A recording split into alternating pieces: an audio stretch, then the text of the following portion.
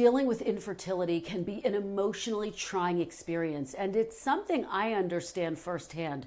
My husband John and I struggled through several years of infertility before we finally welcomed my beautiful daughter Margot with the help of a surrogate. For the 1 in 8 couples dealing with infertility, the journey can be incredibly isolating, with partners coping in different ways and through different hardships. For some, it can even tear their relationships apart. But for others, they can get closer and stronger. Earlier this year, I spent time with a support group for couples who are struggling with infertility. They were determined to find ways to grieve while also continuing to nurture their relationships, all while trying to build their families. We know that you're navigating all these hard conversations. Lynn Poland knows firsthand how difficult infertility can be. After 6 years and 10 rounds of IVF, she and her husband Drew now have 2 daughters. You can never be who you were before all of this. It's going to forever change you. And it changes everyone who experiences it. So finding someone to talk with can be crucial. Our stories are all different, but they're all big and they're valid. But at the end of the day, we can connect with the feelings that are around it, the hardness of it, the challenges, the difficult decisions that need to be made. Lynn connected with the National Infertility Association's Resolve support group. Once she kind of found herself in the community, that's when I started to see a huge shift. What is it about community that gives couples who are suffering through infertility strength? Connection. They were able to connect in empathy with other people that might be traveling something different. Lynn is now a family building coach with Kindred Beginnings. I wanted to turn my pain into purpose and to support other people that were in the journey, because it's hard and it doesn't need to be so hard. If you surround yourself with community, amazing things happen. And I wanted to be that community for people. Her group has become a family affair, with Drew seeing firsthand how Lynn's experiences have had great impact on others. And helping them avoid some of the pitfalls that she fell into, and help deal with some of the big emotions and feelings that maybe she didn't know how to deal with at that time, or we didn't. Every day she just gets to walk away with making a pretty big impact to somebody. Me being the leader of the group, it's healing for me.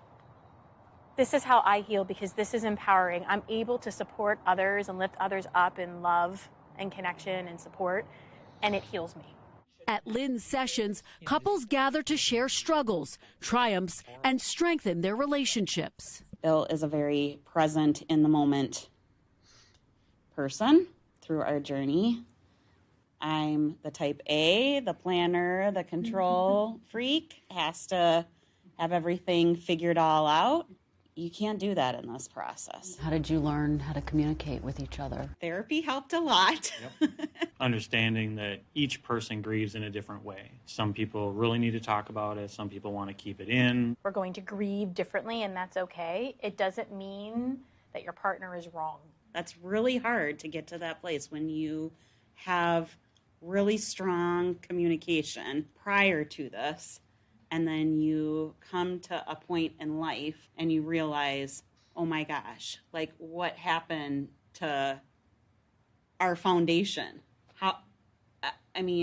It just all went out the window. Learning to talk about the pain and knowing when to focus on something else is a big part of the conversation. I've been so fearful of this just taking over and this becoming everything. Family building can consume you.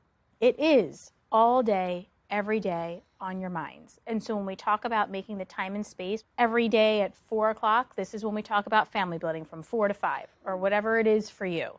Because otherwise it will consume your entire day. And then what happens? For us, we found other things to do, whether it's talking more, doing our home projects, or, just staying busy. Yeah, staying busy, yeah. And for us, we were kind of still newlyweds when we found out we were going to be struggling with infertility. So we're still trying to learn to communicate with each other as newlyweds, and then deciding to go to a clinic, having losses. It's just, a lot to figure out in the first couple of years of marriage, and we've been there for over half our marriage. My husband and I went through that same exact thing. We got married, and the marriage is new, and we were in our 40s when we got married, so we started trying immediately, and our whole marriage, like all of those early days that are supposed to be the honeymoon phase, were about dealing with infertility. You don't think about it. Growing up, this is what I do. I'm going to have children, get married, boom. And then you get married and all this stuff, other stuff. a whole different direction you go down. For me, I just thought, this is never going to happen to me. Right. And also, I thought, and this is a beautiful point that you have made, which is that it feels like IVF should be a guarantee. Nothing's a guarantee in this process. Yeah, exactly. And you learn that as very quickly. You navigate it, is that there is no guarantee. We've gotten pregnant 3 times through IVF, and we've lost all 3 of those pregnancies. We're doing everything we're supposed to be doing. Like, why is this happening? Everyone else is able to get and stay pregnant. I think the first step for me is to normalize it. Dr. Lucky Sikhan is a fertility doctor at RMA of New York. The first step she takes with her patients is often education and accepting you may not have all the answers. I think the root of the pain is the lack of control, and this idea that's ingrained in all of us from education and just, achieving throughout your life. The amount of effort you put in should produce a result. And this is one of those areas where that is not the case, right? You can do everything right. You could be the healthiest person, but, this is something that you largely cannot control. And that's why, the number one message that I give to my patients who are struggling with the stress of it all is that this is not your fault. There's no surprise when Erin and I got together that we were going to have to seek fertility treatment. We both have our own past experiences with fertility centers. It's definitely an emotional process with ups, downs, twists, turns.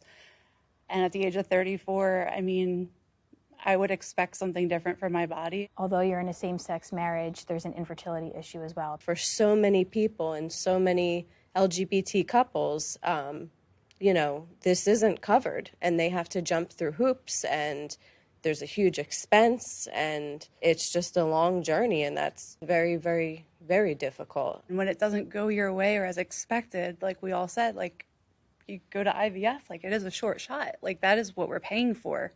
That is what we're signing up for. And to learn the hard way that is just simply like not the case. It's tough. We say that all the time. Like if anybody was on plan A, then we'd be sitting here, right? Right. Then we go to plan B, C, D, and then you run through the alphabet, and all of a sudden you're like, all right, we'll go back to A. Yeah. I'm like, I'm running out of Let's regroup. letters here. I think it's important to go into it saying, this is not a sprint, it's a marathon. How can individuals, couples find the right path for them? We want to help them overcome the inefficiency of reproduction. And there's really 2 buckets. There's 2 buckets of treatment or pathways that you can take. And one is a laid back approach that isn't that much more efficient or effective, but it might be the extra push that you need to get there. That's the type of treatment pathway where I tell patients it often takes persistence and time, and you should go into it thinking that. There are other options like the second pathway, which is IVF, which is very different. It is more work, so it's less laid back. It is more expensive. Know that when you're trying to plan out family building and what that's going to look like, it may take a runway of several months before you get to baby number 1. And if you're aware of that, you can make an informed decision about how to proceed. When a so-called solution doesn't work, couples then attempt to find a path forward. And it can be hard trying to fit into a family-focused society as they struggle to build their own families. You guys probably all can probably sympathize with a little bit is setting boundaries. And at that time, I really needed to just retreat into my hole. But Tom is a little bit more social than me and a little bit more open and, always wants to go do stuff with friends. And I think something that was hard for us was trying to navigate, wanting to go be active and social and do all these things. But I just couldn't physically get there. I couldn't mentally bring myself to do it. How did you guys work through that moment when you were wanting to be more social and you were wanting to withdraw more? One of the biggest challenges, like we're at an age where a lot of our friends have children now, it's tough. It's hard to be around people that are happy and they're having newborns and their kids are growing up. I just had to come to terms with telling him exactly how I felt and just saying, I have to set my boundary, and my boundary is no, I'm not gonna do this. And eventually we got to a point where you said, okay, I understand, and that's fine. How many of you had to kind of have that conversation where you had to say, this is what I need? Like, it's uncomfortable, but this is what I need. It's not necessarily what you need, but I need something different right now. Yeah, we've had that conversation, and and it's happened more than once where we just kind of had to pick up and leave because it was just too much of a trigger and too much of a challenge to be in those environments. The first question you ever get when you're in any type of setting of meeting someone is, do you have children? That's like the number one question that comes up. And I think we've all been in that situation a million times where people ask you, do you have kids? And you don't. And for me, I wanted to just scream at the top of my lungs. It is a daily occurrence. And I still, even 6 years going through this, I still struggle every day. I've called Lynn crying. I've called my husband crying. We were at an event and someone asked, do you have kids?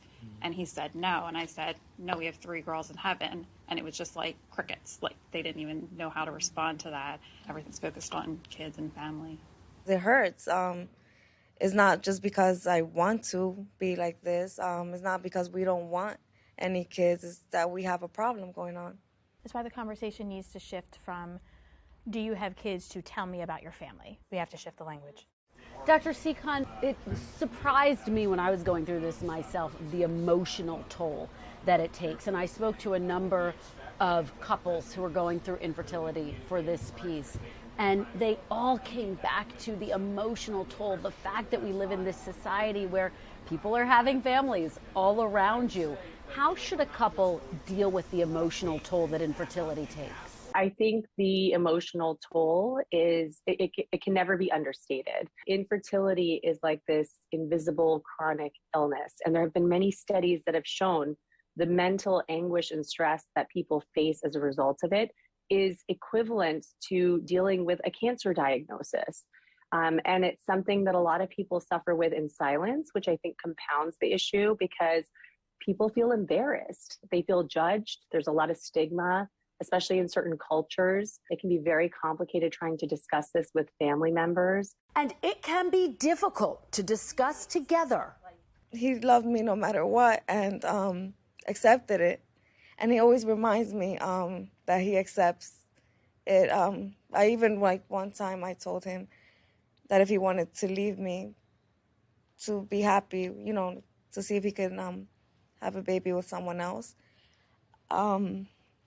But he always tells me that he's here for me no matter what. It sounds like you all have a really strong mode of communicating with each other. Yeah. Well, we don't really talk about the family building, though, together a lot. Yo sé lo que te pone así. Yo sé que te pone así eso. He doesn't like to see me down, and he knows that when we talk about it, that I get very sad. Do you want to talk about it more? Yes, and that's why I joined Lynn. Yes, she's been very helpful for me because I couldn't talk about this situation before. And then telling this to him is very hard. And then for men, there's hardly any support. Yeah, she's got much more support than I do. The guys don't talk about it. He's like, he doesn't know people in his world that have had trouble getting pregnant. I've known a ton of women in my life. For some couples, it's hard for both partners to feel involved in the process and to share in the ups and downs. The person who's not doing the carrying often struggles with a unique set of emotions. How should that person approach infertility and be supportive of his or her partner, but also of themselves? Some men are not good with seeking out help, leaning on others for emotional support, or talking about their problems, or going to a doctor in the first place. Oftentimes there's a lot of guilt because the male partner wants to be able to do more. We're equal partners in this. Why am I not contributing an equal amount of the burden and bearing an equal amount of the burden and putting in as much work?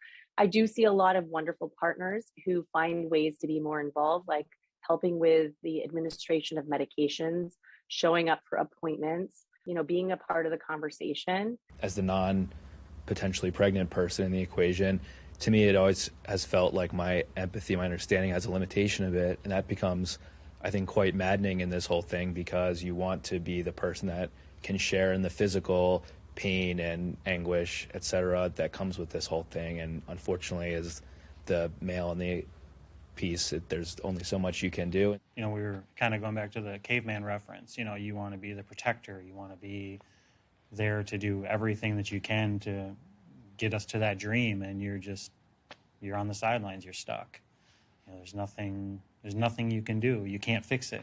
I haven't felt resentment towards my wife about any of this. We've been through this together, and but for me, the resentment has come from this whole institution. Sometimes it makes you question, why are we doing this? And that it'll be worth it, and that if it does happen, it will be really profound and great. But the resentment for me comes from just sharing openly. Sometimes it's hard to remember what we're doing this for, because it does take a toll on your relationship.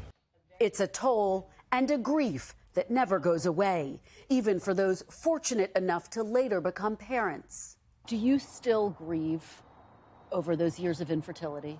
How could you not?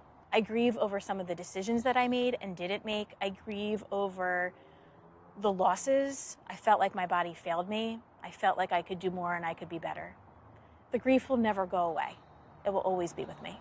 How do you cope with the fact that you still grieve? You have 2 kids, but you're still healing. I grant myself a lot of time and space and permission. In the hard moments when you're with the yuck, you sit with the yuck and you just know you're having a hard moment and it's temporary. It'll pass. The same is true for those good moments. You have to hold on to them because they too will pass and it's going to shift. How can individuals deal with the grief of loss that often comes with infertility? I think it's such a complicated issue too, especially if you are in a couple, because people handle grief differently. People handle disappointment differently.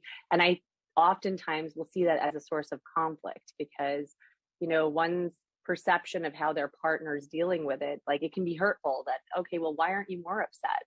Or, there can be a blame game. So there's a lot of complex things that can happen in a relationship when faced with the stress of infertility, going through miscarriage. One of the things that took me so by surprise was when we lost one of our embryos, the level of grief that I experienced. I don't think anyone ever tells you about that or prepares you for that. And that's part of, I think, why it stays with you forever, really. A loss is a loss is a loss. Yeah. And people have different feelings about that. Some people have total embryo loss, and that's a loss, and that's a grief. Some people go to transfer an embryo, and that's a loss. There's miscarriage. There's 18 weeks. There's a stillborn. There's an infant death. A grief is a grief is a grief. Nobody tells you that even if you get pregnant, and I hate to scare anybody, but that doesn't mean anything either. I was 18 weeks and lost the first baby, and nobody tells you about that. Nobody tells you about how hard this can be and how much people go through to have a live birth and bring home a baby. And then, going through infertility to try and, have another child, it's another layer because you're dealing with the grief of what you've lost. Then you're trying to expand your family and you're still dealing with people who are saying things like, it happened for a reason, you'll have another baby, it'll be okay. No, there was never a reason for why my son passed away in the womb, and there was not a reason for why my daughter passed away at 2.5 months old. There's not a reason, but it's just a very strange space to be in when you want to celebrate the life that you created, but you're still going through this process and you want to be able to have support, but people have no idea how to react or how to respond. It's very difficult. People don't know how to respond, and they respond with all the fix-its because they're uncomfortable. Yeah. And it's to make them feel better because this is weird. Let's just say something to make me feel better, and it doesn't make you feel better. Even the day that we bring home a healthy baby, because we will, one way or another, no matter where it comes from, it doesn't change what we have all been through. This is something that stays with you. The losses, the hopes, the joys, the downfalls, all of it. Yeah, how much pain are you willing to go through physically, mentally, emotionally, financially to get there is the hard part. Even when you have a child, you still have moments of intense grief for what you've lost, the children that you've lost. I always talk about grief as being a pinball machine, right? Like, we know the stages. There's anger, there's depression, there's sadness, there's guilt, there's bargaining. And you just go boom, boom, boom, boom. Yeah. There's no cyclical, linear way to go about grief. It never leaves you. It just shifts and it changes. What would you want to tell people about what would be a more helpful and caring response when you share your losses? Ask me about them. Ask me about my pregnancy and acknowledge the fact that I was pregnant, that I did conceive 2 children, you know. Ask me about the moments that I did have with her that were good.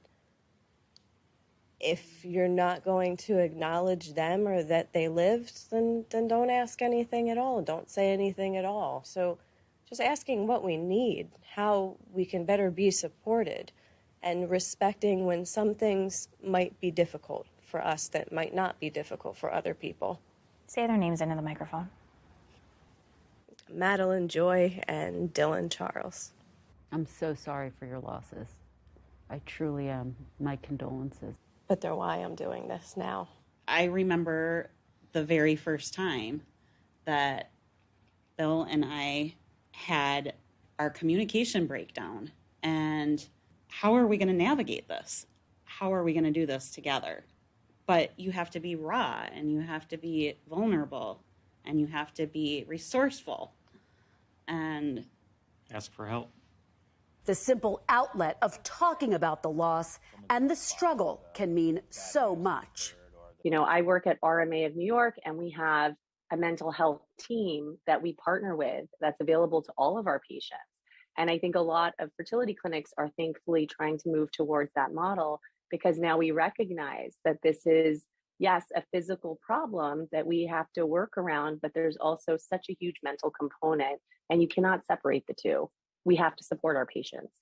I love hearing that. I mean, that's pretty extraordinary, I think, because you're right. I think that a lot of fertility clinics, a lot of fertility doctors don't come with that mental and emotional component. And so often couples deal with the complex emotions that they are feeling differently. As you just said, how can couples address that issue that often they are dealing with this, adapting to this very differently emotionally? I think therapy is always a good idea. And I don't think it has to be done as a couple. I think sometimes it can be very helpful to have a separate conversation and feel like you have a complete safe space where you can talk about how you feel about how your partner's feeling. These conversations can be healing for a heartache that never quite goes away. I feel probably the most connected to my wife that I've ever felt. I mean, this has really, I think, made us stronger for sure.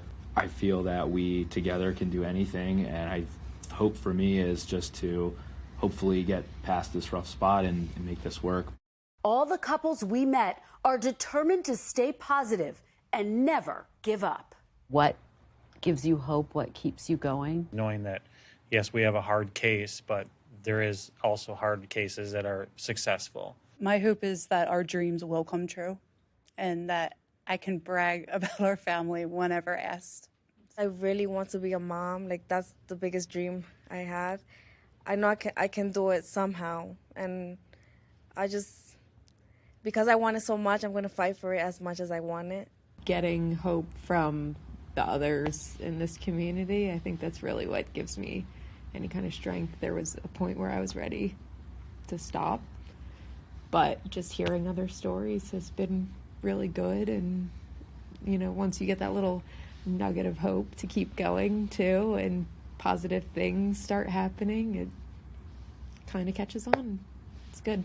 Because no matter what you go through, I don't believe that hope goes away. I won't. And I feel this way for everyone. Like, do not give up. No matter what it looks like for you, no matter how this journey ends up, don't. If it's in your heart and you know that you want to be a parent, find a way.